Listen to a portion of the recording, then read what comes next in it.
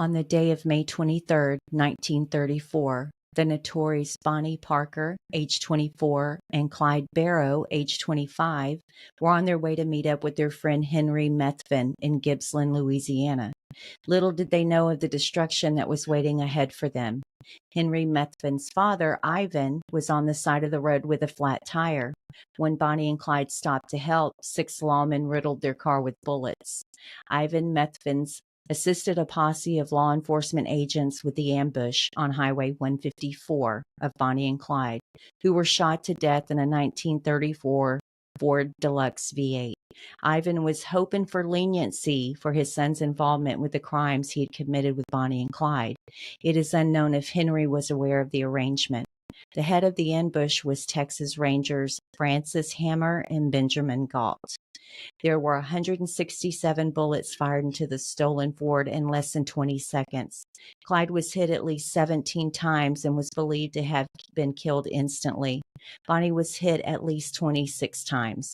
On the day of the ambush, a tow truck hauling the shot-up V8 Ford with the couple's body still inside made its way through the town of Arcadia, Louisiana. Word had spread through the small town like wildfire about the killings, and it became a circus. More than that, it was death for Bonnie and Clyde.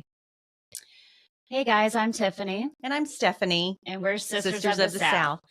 Finally, in our studio, coming to you with our official first video, Bonnie and Clyde. So excited.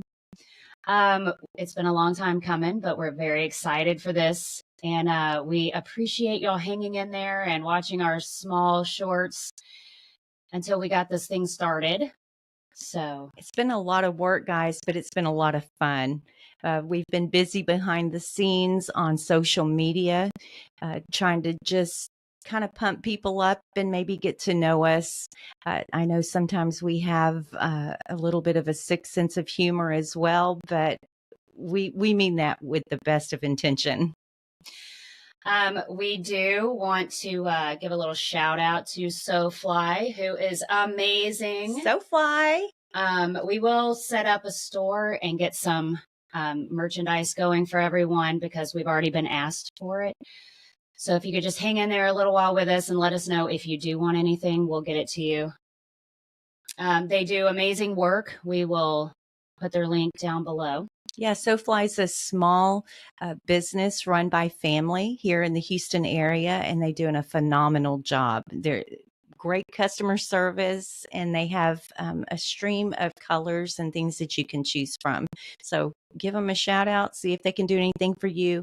It's all unique and personalized to your liking. All right, so I guess we can get started with how everybody's doing. Stephanie, how's your week going? Busy. What have I been doing?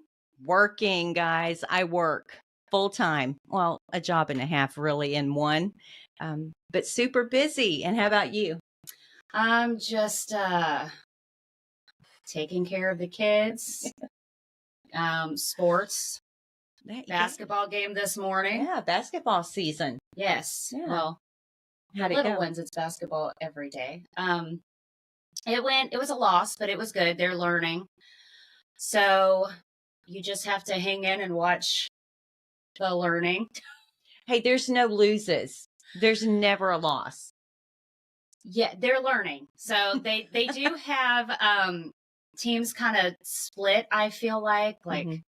These kids don't know how to play. Let's put them on this team. But these kids have been playing for a few years. We'll put them all on one team. So it's like my kid who's never played versus a kid that looks like he should be playing high school basketball. Right. That's scary. I know. For her too. That's okay. She's live and learn. Hey, she'll learn. The harder teams make it easier to learn. And basketball runs in the family. Our mom was an avid basketball player through high school. It was her favorite sport. It runs in the blood. So Avery will do wonderful. She's already a black belt in Taekwondo. So hey, that runs in the family too. I have a son with a black belt in Taekwondo. See, we're a sporty family. Sure. Not me. My little one, though, she's good at basketball, but refuses to play. So we'll see if I make her do it. Oh, maybe she'll find something better she likes. No, we're just going to put her in everything and see how it goes. Oh, little Emma. So, we'll stop talking about ourselves and get started with the story. Yeah, so let's jump in. We're going to take a step back into time circa 1934. So we're talking exactly 90 years ago, which is hard to imagine what the days were like back then. I always picture it in black and white. It's really hard for me to see that time in color, but we're going to add some color to that as we go with the story because there's a lot of coloring to do. Um, in a time where there was much simpler things to do, there was no computers, no cell phones, no SUVs with leather and heated seats and steering wheels, which she just bought a new SUV yesterday, y'all. So she gets it. She gets it. Yeah. No heated seating. The economy was in a dark, deep gloom, causing many families to live in poverty. These years are called the Great Depression, which was a severe global economic downturn that affected many countries across the world. The average annual income, y'all, was $603 a year. I can't even imagine. Well, that's less than most people's car payments now. Right. So think about that. 100 years ago, your annual income was $603. For the state of Texas, they were optimistic about the future in 1929. Over the past decade, the population had grown to 5,824,715 people, representing a gain of more than 1 million people, or 25%. This meant an increased growth in the lumber industry, irrigation, cotton, hides of wool and mohair, and of course, oil and gas. Texans are of the mindset at this time that the Great Depression would only affect those moneyed gamblers in the stock market. In other words, those rich people. Texans readily supported President Hoover's morale crusade. In May 1934, we're just going to go back a little bit, color those pages, talk about the songs and movies, but the number one song was Cocktails for Two by Duke Ellington. Top grossing movie was Little Miss Maker with Shirley Temple. And this is the big one, y'all. The governor of Texas was Miriam Amanda Ferguson, also known as Ma Ferguson. She was the first female governor in the state of Texas. So that's, I guess, kind of ahead of the times. I'm not sure. Oh, for sure. I mean, yeah. She had to deal with a lot of hard men, cowboys. The rancher attitude. Yeah. Yeah. She was a tough lady. I think that she took a lot of pride in what she was doing. She had her own way of doing things, and she definitely had her own mindset when it came to how she was going to run the state of Texas. So she is a really interesting person. So some of y'all may want to get out there and read on her. She was quite the badass. Yeah, she's a badass. We're going to talk about another badass while we're on the subject. Her name was Bonnie Elizabeth Parker, born October the 1st, 1910 in Rowena, Texas. She was born to Charles Robert and Emma Krause Parker. She was the second of three children. The first one was a boy named Hubert. They called him Buster. And then there was Billie Jean. And then, of course, Bonnie. Bonnie was a small-statured lady, only standing 4'11" and weighing 90 pounds. Bonnie had doll-like features with long blonde wavy hair and bright blue eyes. Now, first, I just want to get on this 4'11" and 90 pounds because God knows at 3, I weighed more than that and was probably taller than 4'11". So I'm like, this lady right here, I mean, she had to have been full of piss and vinegar, right? Well, yeah, I mean, just born with it. My almost 11-year-old is 5'2" and weighs more than that. So a bunch of big folks over here. I mean, I can't even imagine. So Bonnie just came in, first of all, with a challenge of being small in stature, but she's like, no, guys, I'm going to show you what I'm made of. So obviously she was boiling with attitude out her ears, out of her nose, everything. She was just radiating fight, piss and vinegar. So you got to admire her for that. Bonnie's favorite color was red. She wore fashionable clothing when she could afford it that would dominate that color in all of her wardrobe. So I can imagine Bonnie walking around with a red hat, maybe a black dress, because red's got to pop, right? And of course, I see her with red lipstick overlined just perfectly. Oh my goodness. I'm sure all the men was just looking at Bonnie, staring at Bonnie with that red hat and Some red of them lips. probably did not know how to take her, though. Yeah, I mean, I'm sure she was a little intimidating. The family lived comfortably with her father's job as a bricklayer, but when he died unexpectedly in 1914, when Bonnie was just 4 years old, Emma moved Bonnie and her siblings in with her mother in Cement City, located on the west side of Dallas. Now, if you guys haven't figured it out yet, the west side of Dallas is considered the poverty-stricken area at this point in time. And so they didn't have a lot of money. I think they lived modestly, although they probably had some comforts until Bonnie's dad passed. But again, they moved in with their grandmother, and obviously she, was going to help them out, but probably lived modestly as well. Bonnie was a stellar student with a passion for poetry and writing. She also had the dream of becoming an actress, but despite her honors in high school, she was definitely not a teacher's pet. She was not the favorite.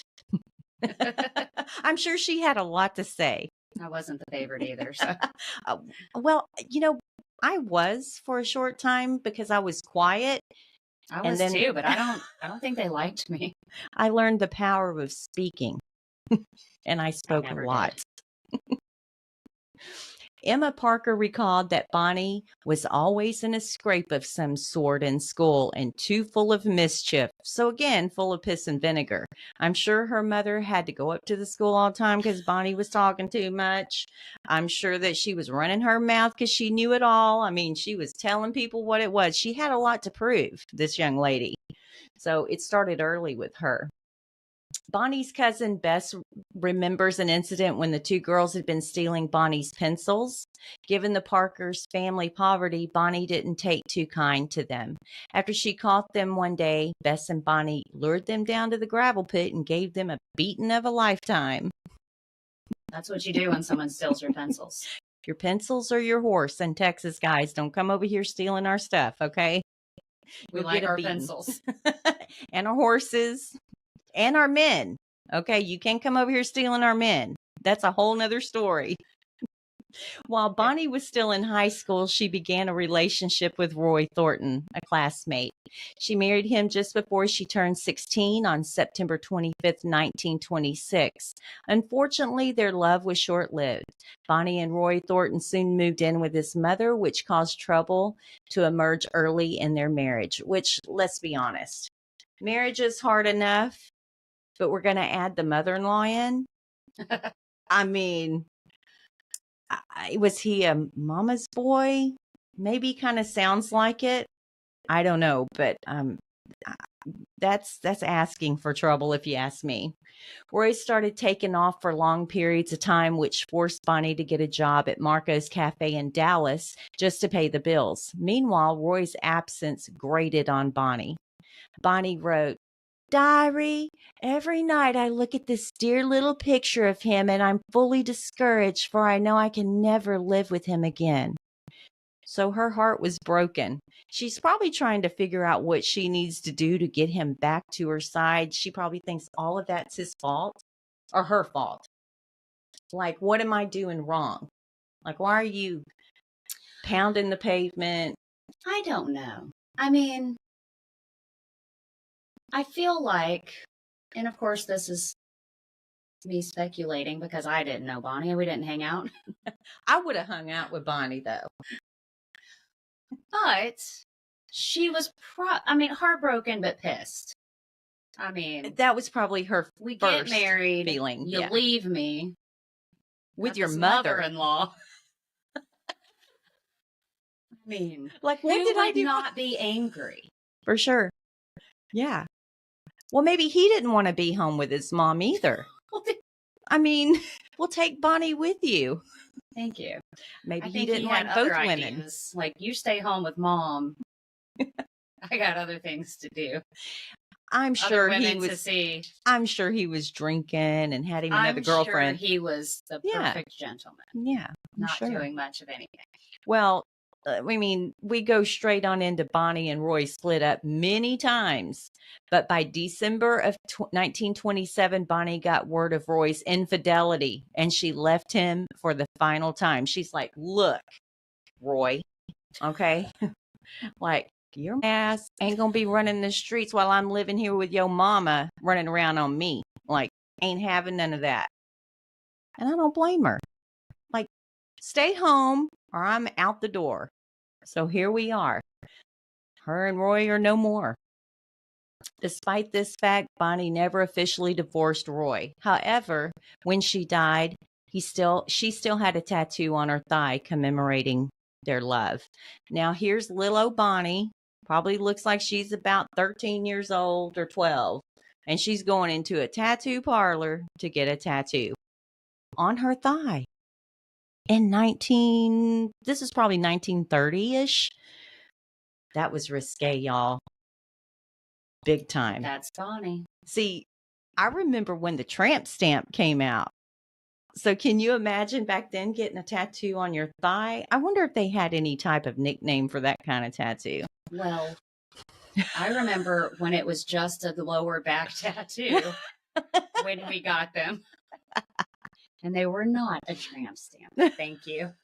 Well, just because you have one don't mean you're a tramp. I don't have one, y'all. I don't have one. I do have a tattoo. So anyway, Bonnie had the reputation as a hard worker. She also had compassion for a number of homeless men who came to the restaurant and fed them for free. By the end of 1929, the cafe that Bonnie worked at closed, so Bonnie had no job and no husband. But as far as we know, she wouldn't stay single for long. But as we all know, she wouldn't stay single for long. Many people that knew Bonnie as a young girl were shocked with the path she took. With the possibility of a writing career or being an actress, she ultimately chose a life of crime. Bonnie Parker's life before she met Clyde Barrow has received less attention than her exploits of crime with her infamous partner. What motivated her to join Clyde on his crime spree?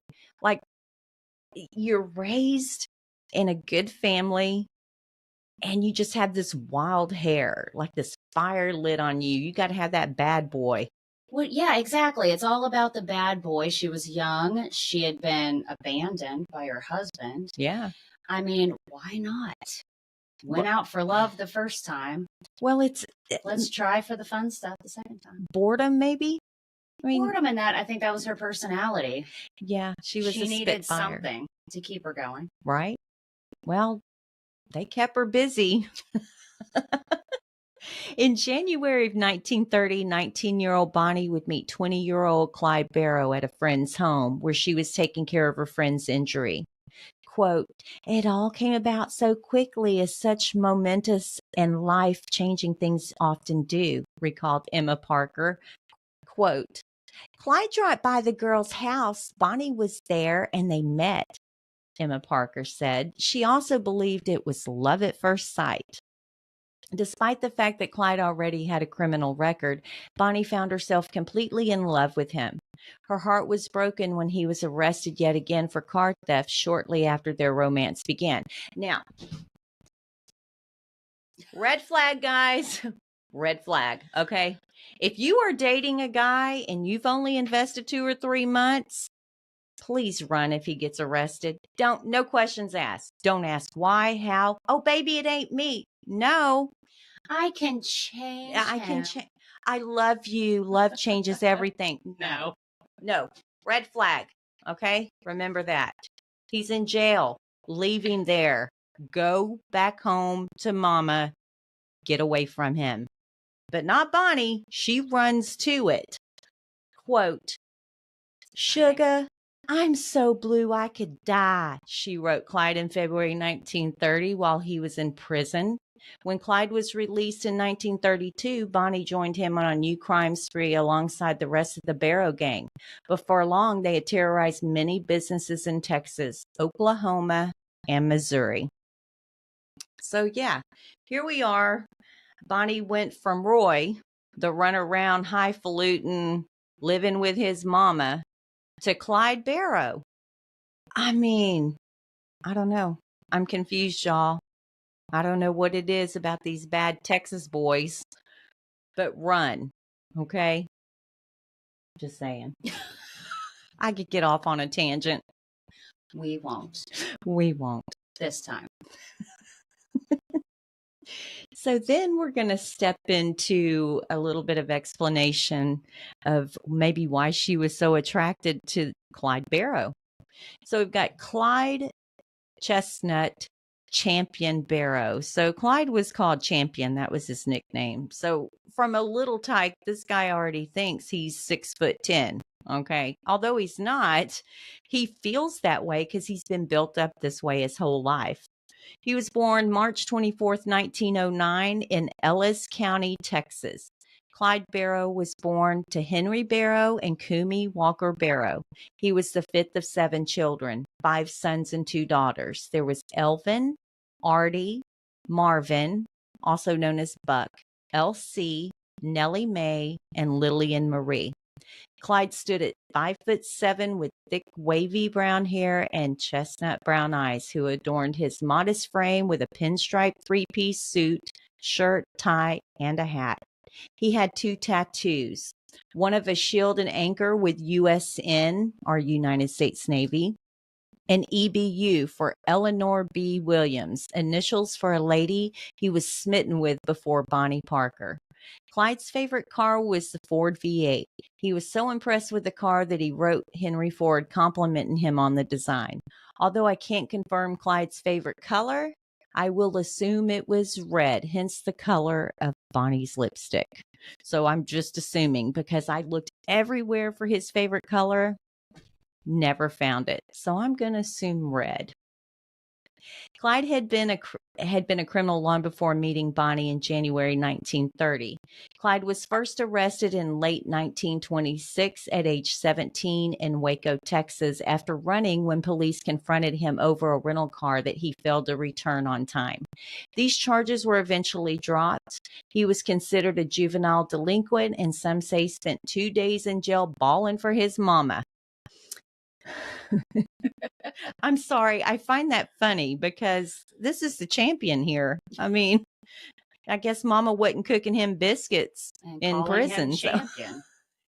I'm pretty sure he didn't go by champion in prison. Oh, well, he might have. I don't know. There could have been a different name. It could have been a different name.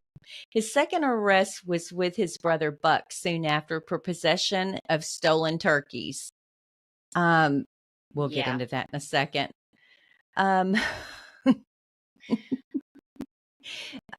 just need to know, how do you know these turkeys are stolen? In or the 30s and or 20s. How do you identify a stolen turkey? That was my big question. I mean, do you know? Maybe they clipped some of their wings or they had color patterns. I'm not sure, but it just kind of. Well, some people name their chickens. Maybe they name their turkeys. Well, yeah, but when you call them, do they come to you? Do you put a turkey collar on them with their name? I mean, I'm just curious. Maybe. I don't have turkeys. I don't either. Maybe I'll get one. On October 16th, 1929, Waco police arrested Clyde in the company of 2 wanted men, William Turner and Frank Hardy, at the Roosevelt Hotel downtown. Together with Clyde Barrow and Bonnie Parker, they made the perfect couple in crime and love. They become the notorious Bonnie and Clyde duo, which has been romanticized and pondered for generations. After being together for a few months, their budding romance was interrupted in April when Clyde went back to prison on several criminal charges. Okay, guys, another red flag here. Back to prison. So Bonnie had one chance. Okay, I'm going to take you back this time. Okay, No more. No more. And now we're going to go in several more months. She takes him back. And where does Clyde end up after stealing them damn turkeys? Back to jail. It's excitement. Everyone needs some excitement in their life. I mean, but turkeys? I mean, maybe she said it was a different story. Maybe she liked turkey salad. It is good. I mean, HEB has some great turkey salad. Man, that turkey pecan cranberry salad, girl, don't that makes me hungry. Okay, I take that back. If a man would steal a turkey from me, maybe, but now anything else, no, no. But you got to cook for me. Just a turkey. Just a turkey. No chickens. Just no, all poultry. Okay. Maybe chicken. Okay. Turkeys and chickens. If he stole me some tacos and margaritas. Okay. Oh, yeah. Yeah. Okay. There are exceptions. Okay. We're going to open it up a little bit. In desperation, Bonnie snuck a gun into the jail to Clyde during a visit which he escaped with shortly after. He was caught and sent back to jail. Allegedly, he was repeatedly assaulted by an inmate. He retaliated by killing the inmate with a metal pipe, committing his first murder. An inmate that was serving a life sentence claimed responsibility for the murder for Clyde. Clyde was paroled in February 1932 after successfully positioning of his release. But not before Clyde would use an axe to amputate his 2 toes for lighter work duty. It's like my luck. If I were to amputate my toes, that would be when I got released from something. Yeah, I'm not amputating my toes. I'm already clumsy enough. That would screw my balance up so bad. Like, what in the... And then I'd get an infection and lose my die. And lose my whole leg. Like, okay. See, we have bad luck in our family. And if I did something stupid like that, that would literally be the time that they released me, but then I would die of an infection. Yes, exactly. But at least I'd be at home. Well, I mean, once he's released, the hardened Clyde went on a crime spree, robbing banks and small businesses. I mean, he had something to live for. I mean, he ain't got no time for no amputated toes. He's got shit to do. I mean, he's got to steal some turkeys and money. I mean, he's got to take care of Bonnie. Well, he moved on from the turkeys. He learned his lesson and moved on to banks. Bonnie, what are you thinking? Okay, we're going to give you another chance. Bonnie joined the Barrow gang in April of 1932, but was captured during a failed robbery attempt and imprisoned for 2 months. Bonnie said, hey, this is the man for me. Okay, I'm going down for this man. And then she gets caught. Guys, he went off and left her. They're robbing a bank. The cops catch her, and Bonnie's like, hey, Clyde, thank you. Clyde, where are you, Clyde? Oh, Clyde, he's done down the road, honey. He's like, I don't know that woman. Yeah, I'll catch up with you later, Bonnie. Thanks. Wonder if he'd smuggle a gun into her. Probably not. Anyway, Bonnie, come on. Wake the fuck up. We're going to continue. While she awaited trial, she passed the time writing poetry, much of which detailed her time with Clyde. In June of 1932, the court failed to convict Bonnie after she stated that she was kidnapped by the Barrow gang. She was released from jail and quickly reunited with the gang, where they continued their crime spree, which spanned multiple states. This girl right here, I mean, let's just join. Hey, get it, girl. It got her out of the restaurant, the cafe. She didn't have to work there anymore. I mean, now, granted, we are not taking up for Bonnie at all. No. Again, where's the flag? Oh, so many red flags. This whole story. Wonder sometimes, I think that's why they're so romanticized, is she followed him everywhere. Everywhere, no matter what. The loyalty was... Even if he left her, she would just stick by his side. Mm-hmm. Yeah. I mean, she joined him. By this time, they had gotten several people in the gang. So the Barrow gang consisted of Bonnie and Clyde, Buck Barrow and Blanche Barrow, William Deacon Jones, Henry Methvin, Raymond Hamilton, and William Daniel Jones, or WD, which, if you know this story, WD comes up a lot. By 1933, the Barrow Gang was wanted for several murders, including the deaths of various law enforcement officers. The couple eluded arrest for 2 years, becoming one of America's most notorious outlaws. After merely escaping a shootout in Joplin, Missouri in April of 1933, the Barrow Gang left many of their belongings behind, including the famous photos of the outlaws striking nefarious poses with guns. These photos were reproduced and published in newspapers all across the country, catapulting the couple's overnight fame. By this time, the Barrow Gang had split up due to the killings of 2 Texas state troopers, E.B. Willer, H.D. Murphy, and an Oklahoma officer, W.C. Campbell, for which Henry Methvin was blamed as the main shooter. On the night of June 10th, 1933, Clyde and Bonnie were in the passenger seat and were speeding along the rural roads of North Texas so fast that he missed a detour sign warning of a bridge under construction. The Ford V8 smashed through the barricade at 70 miles per hour and flew through the air before landing in a dry riverbed. Scalding acid poured out of the smashed car battery and severely burned Bonnie's right leg, eating away at her flesh down to the bone in some places. As a result of the third-degree burns, Bonnie, like Clyde, walked with a pronounced limp for the rest of her life. And she had such difficulty walking that at times she hopped or needed Clyde to carry her. She began taking morphine to dull the pain. When she left behind medical supplies while fleeing the police, the rumor arose that she and Clyde were addicted to drugs. It was said that Clyde weaned her off the drug. Okay. I don't know where this came from. Okay. When does this man have time to, he can't even keep his shit together and he's over here, Bonnie, it's time. Okay. You need to get off the drugs. I'm going to wean you off the drugs. I mean, do you believe that? Well, I mean, it's okay to be a bank robber, but it's not okay to be a drug addict. What? I mean, priorities. I don't know, but if he's that disciplined and can wean people off of drugs, imagine what he could have done for the world. But no, we're going to continue on this crime spree. It's more fun that way, I guess. I mean, he liked the adrenaline. He clearly loved it. He lived off of it. I mean, just thrived off of it. And so did she. Yeah. But she needed to be sober for it. I'm sure that's a personality disorder. I'm not a doctor, but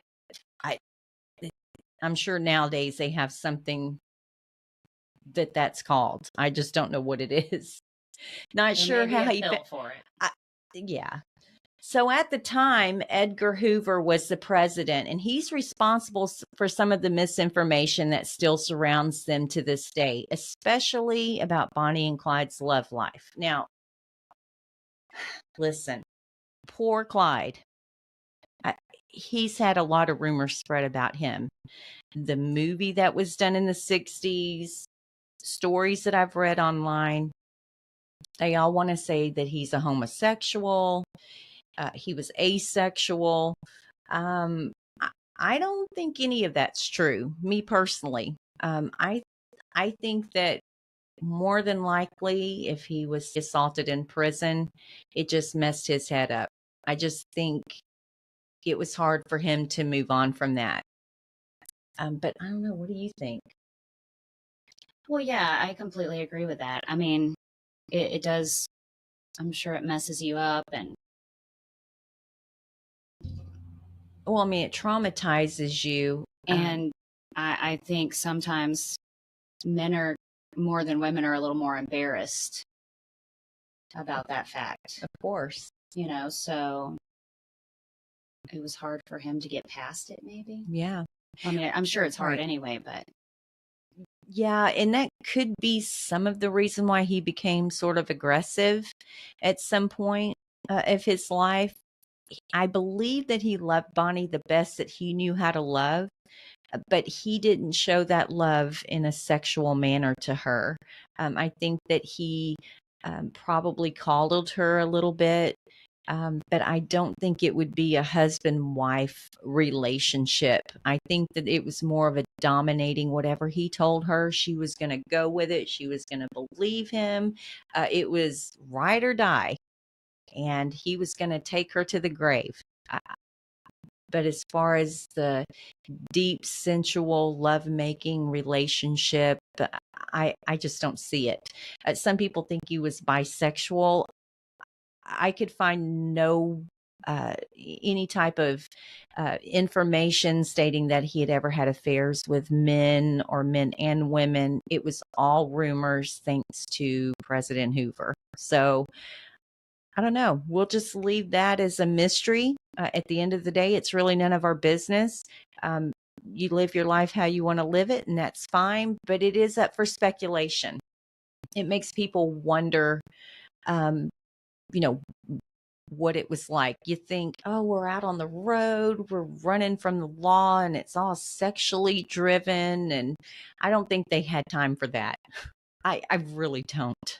Well, no, and I think it was more about what they were doing and the excitement and like that kind of partnership Right. and love, like we're getting away with this Mm-hmm. together. Mm-hmm. It was more loyalty. Yeah. Yeah, it was more loyalty and probably friendship more than anything. Yeah. Well, in 1934, Bonnie, Clyde, Blanche, and Buck were on the run through Palestine, Texas. They got them a motel room and decided to rob Robinson State Bank. This bank still stands in the small, quaint town of Palestine. We recently went to visit the site. It feels like you've stepped back into the 1930s. It's now a law office. So it literally feels like even the streets are small, and it feels like, oh, it's 1934. Well, Palestine hasn't changed a whole lot. They still have a lot of the same buildings, and which is the coolest part of going to Palestine. They've got a lot of shops in the old buildings. Mm-hmm. Very fun to visit. They have some cool little spots, just music, bakeries. It's cute. Great pub. Great pub. It was fun to see and think about what happened in that building. I mean, it was horrible, but it's fun to take yourself back into that time. Mm-hmm. Yeah. And just the setup, the sidewalks are very small. So you think, how did they get in and out without anyone seeing them? Or I'm sure to think that Palestine might have been a little bustling town back then. So they had to be pretty, it had to be a planned situation, I would think. They probably scoped it out to see when was the less busier time so they could get in and out quickly. But it's interesting to see that. And Palestine has stayed true to their roots, and they've kept the integrity of those buildings, which is phenomenal to see. It's very beautiful. So if you guys get a chance, if you come to Texas, go check out Palestine, Texas. It is rumored that Bonnie and Clyde hid out in the small town of Harper, Texas as well, which is 23 miles from Fredericksburg. We also spent some time there. The story goes that Bonnie had an aunt on the Parker side of the family that resided in Harper. It is rumored that Bonnie would write to her aunt during their crime sprees. The assumption is that they hid out at the aunt's house for a couple of weeks before going to Louisiana. After speaking with some Harper locals, we were told that the Parker family were partiers and they were always out looking for a fight. And if they couldn't find it, they'd just fight each other. So sounds like the Parkers just had that in them to begin with, the excitement, I'm going to do what I want to do. Well, I mean, a good old fight never hurt nobody, right? As long as you love each other tomorrow, it's all good. We don't know if that happened, but we don't know. But I assume. We did go in and take pictures of the house and the areas. Nothing's really changed back near the house where they hid out. So it's pretty desolate. You can kind of see like the landscape and what they were hiding in. Yeah. The house still stands. Yeah. The original house. Yeah, it's really cool. In a newspaper story from the West Courant published Thursday, September 11th, 2008, an interview was done with Buzzy. Buzzy said that although it was before his time, he heard an account from former Harper postmaster Frank Stott, and that they had come through Harper on U.S. Highway 290, where it's Easy Pickens Barbecue. Well, it used to be Easy Pickens Barbecue. It is now a Mexican food restaurant. At the time of 1934, it was a filling station owned by Bertram Segesser, where Frank worked in 1934, Buzzy said. He said that a man and a woman pulled up in a touring car, and the man, who was dressed nicely, asked if they could have some used oil. He put in about 5 quarters and got 3 more. The man paid and then left the station without any trouble. That same day, in early May, Frank heard the news that they had been spotted in the area, and Gillespie County Sheriff Smokey Clarner had gone out hunting for them with a shotgun. From there, the pair fled to Louisiana. Bonnie and Clyde were so famous at the time of their deaths that people tried to steal their hair, clothing, and even Clyde's ear. Can you believe that? People loved them. Yeah, they kind of, it was like they were celebrities. Yeah, they romanticized them. Like, people still romanticize them. They're so Absolutely. mysterious. People want the ride or die. I want ride or die if it's good. I don't want ride or die in the bad situation. I mean, we're kind of ride or die. Only my sister can talk me into doing things that I absolutely do not want to do. We have history of that. Yeah, that's true. But I mean, I've never, taken you to rob a bank. Not a bank. I mean, okay, we're going to move on. Please. Bonnie died with a wedding ring on her hand. However, this ring was not from Barrow. It was from her first marriage to Thornton.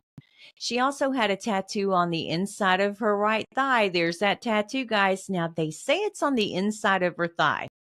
So in the 1930s, a young woman's going into a tattoo parlor and asking for a tattoo on the inside of her thigh. That kind of tells you, Bonnie did it her way. She didn't care what people thought. It was 2 interconnected hearts labeled Bonnie and Roy. It was also rumored that she was 2 months pregnant at the time of her death, although her family denies this vehemently. So there's a lot of rumors. There's rumors that Bonnie had a baby, gave it up for adoption. Some people say it was WD's baby. Some people think it was Clyde's. But her family stand to this day and say Bonnie was not pregnant. So, I mean, It's just a legend. It's just a legend. I think a lot of people kind of wish that she had been. Then you go back to their sexual history, and so it's questionable, but we'll never know. Interestingly, Bonnie Parker, despite her rough and tumble image, rarely handled weapons. In fact, there is no hard evidence that she ever shot anyone except herself once in the foot while clowning around with one of Clyde's guns. So why on earth would she even entertain Clyde Barrow and the complete package of a bad boy? I don't know. I mean, she was pretty small. Well, what does that have to do with it? Well, I mean, we know people that can't shoot because they're not strong enough. I'm trying to word that right. Well, you know what I mean, it's heavy.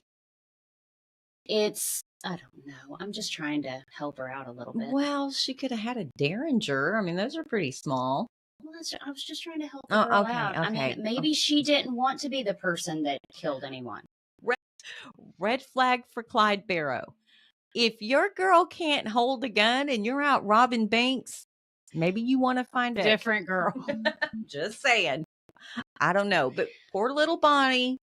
I'm just saying, we know people that they shake and it takes them a minute. So I'm just saying. Yeah. Well, nothing wrong with anyone who doesn't want to handle a gun or have one in their Maybe she was purse. okay with robbing banks, but not killing people. Oh, Well, I mean, there is a line, right? no, not to me. Okay, There's a fine line. It's a fine line, but I think I'd rob a bank before I killed someone. Not that I'm robbing banks, guys. I'd trip and fall and get caught. So, well, I'm not quite sure what she thought would happen. They're going into these banks. People need money. I mean, this is a depression era. People are needing money. They're needing food. And in those cases, people can become violent. So I'm not quite sure, why would she even risk being with a person who that could happen? Or maybe she just thought he's the man, he can carry the gun. I don't know. Who to knows? me, if you're going to have Bonnie, what were you thinking? Of person that she was, I don't know if. But she was full of piss and vinegar, so it was going to be Bonnie's way or the highway. I'm just confused. I'm not sure why she picked Clyde. I really don't know. But the body count of Bonnie and Clyde is thought to be at least 13 people. Also, they robbed numerous banks, gas stations, and stores. Bonnie and Clyde's robberies never exceeded $1,500 during their 20-month hiatus. So, red flag. If I'm going to date a man who is robbing banks and stores, okay, it better be worth your while. Well, because that's less than 3 times what an annual income is. So, okay, so is it worth it? So 1500. Maybe that's why she didn't want to kill anyone. We're not getting enough money. Well, I mean, she's like, no, we're not killing. I'm not taking a life. I'll just take a few dollars. And you got to remember, folks, $1,500 isn't a lot of money in today's standards. But in 1934, $1,500 is the equivalent of $34,337 of today's money. Okay, but you've got people making $600 a year. Mm-hmm. They did this for how many years? Yeah, year and a half. They could have just worked. Right? Wouldn't have They're no not really making trauma. That much more money. Yeah, they've cut off their toes. Yeah, they've shot themselves. Yeah. They've gotten into an accident. I mean, right. You could have just got a job, worked at the cafe. So it was exciting. You got an adrenaline rush. I mean, you didn't get much more. Well, it was hardly worth the devastation and terror that they created to their victims and their families. I know that while reading on Bonnie and Clyde, that they met up with their family on numerous occasions for picnics during Mother's Day. They would give their mothers money and kind of take care of them, which is hence the reason people would call them like the Robin Hood. Yeah, they compared them to Robin Hood. The notorious outlaws. But their families would have much rather had them here on earth, instead of them out robbing banks. I'm sure that they would just prefer them to live normal lives and not have that stress on them during that time. While we're talking about all of this, it's more, we're talking about robbing banks, but they killed people. And the majority of the people that they killed were law enforcement officers. And we would like to pay honor to the law enforcement officers that bravely lost their lives to protecting civilians from Bonnie and Clyde. Law officers killed during this crime spree was Eugene Moore, Ataka, Oklahoma, August 15th, 1932. His age was 31. Malcolm Davis in Dallas, Texas, January 6, 1933. He was 52. Harris McGinnis, Joplin, Missouri, April 13th, 1933, aged 53. Wes Harriman, Joplin, Missouri, April 13th, 1933. He was 42. Henry D. Humphrey, Alma, Arkansas, June 22nd, 1933, aged 51. Major Crossan, Huntsville, Texas, January 27th, 1934, age 33. E.B. Willer, Grapevine, Texas, April 1st, 1934, age 26. H.D. Murphy, Grapevine, Texas, April 1st, 1934. He was only 22. Cal Campbell, Commerce, Oklahoma, April 6, 1934, aged 60. So that's going to conclude our story of Bonnie and Clyde. Don't have a lot of answers that to the questions that I had when I began looking through their story. My biggest question is, Bonnie, why? Just why? I just wonder what she could have done with her life. Yeah, I think it would have been, she could have been a mom, a wild and crazy mom, teaching her kids. Yeah. I mean, she had a great personality. Mm-hmm. You know, she could have done so many things with herself. She could have raised strong women, strong sons. She could have been an actress. Definitely could have been a writer. She had a lot of poetry that she'd pour her heart out into, and I think that was her source of therapy. But beautiful writing that I think some people have entered into some music and song, just some of the lyrics, and it was heartwarming, some of the things, but also sad that she allowed Clyde to come into her life and just lead her the wrong way. And I will say that women have come a long way in 90 years. I know back then they couldn't just go out and get any job they wanted, and they couldn't even get a credit card or buy a home or a car on their own. But I think she could have picked a better path. So whatever the reasoning, she didn't, but it left me with probably more questions than answers. And I know we laugh and talk about Bonnie and Clyde because it's an old story and some of it's a little crazy, but we do have to remember the people that lost their lives trying to catch them in their stupidity. Yeah. Just looking for, I don't know if it was validation or just trying to have fun. Being or selfish. Ego. I think ego plays really into it, and yeah, very selfish. So, we just want to close this out by saying thanks for listening to us. It's been a long journey, but it's been so much fun, and we have more to come. But we wanted to start out with Bonnie and Clyde. Number one, they're one of the oldest true crime stories that Texas has. There's many other ones, but this is the notorious Bonnie and Clyde. So we just thought it fitting that we start out with them. Break us in. Get us ready for the everything else that's to come. Yeah, because we've watched movies, and the Highwaymen it was really good on a different spectrum going into this story. But we definitely wanted to pay respect to the law officers that did lose their life. Oh, okay. Until then, guys, we'd like to say, see the good and stay imperfectly perfect. And until next time, be good. See you next time. Bye.